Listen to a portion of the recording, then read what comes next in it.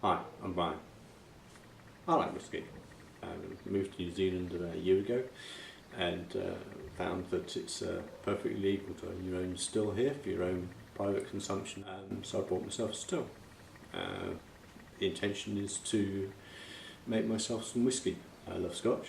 I lived in Scotland for about 13 years, shortly prior to coming to New Zealand. So let's have a quick look at the still that I've got. I've a turbo T500 boiler with a alembic pot still head on it. So there's the boiler and condenser. Living in rented accommodation at the moment, so we don't have a proper setup for this.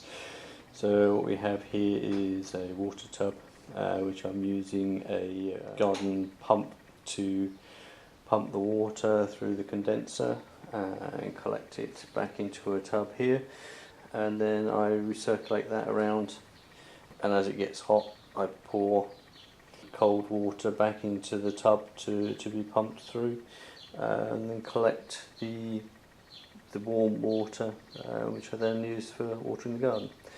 No point wasting water. So what I've done today is set up ready to do a spirit run. I haven't recorded the fermentation of the wash and the stripping run before this one. We have 5 litres of low wines in here that came off the stripping run. I had a lot of puking, so I ended up having to divide the wash up and separate it out into smaller runs and run it at a low temperature to prevent it from puking all the time. Inside the boiler I have placed some copper piping. This has all been thoroughly cleaned and degreased.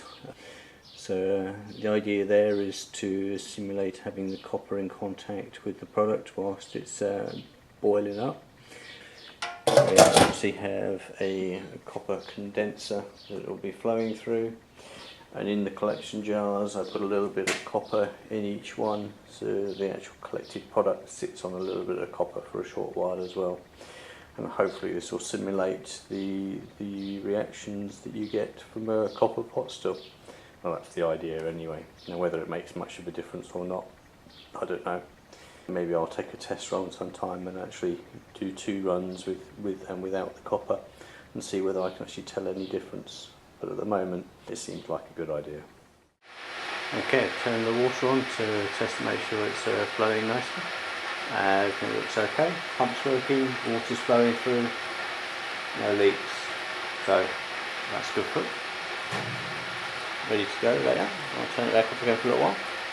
So 9:43, temperature's starting to rise, so I've got the water turned on permanently now, so it's flowing through. You can start to smell the very beginnings of that wash being heated up and be coming out as a little bit of vapour. So no drips yet, but we've got the condenser going to catch anything that should come out.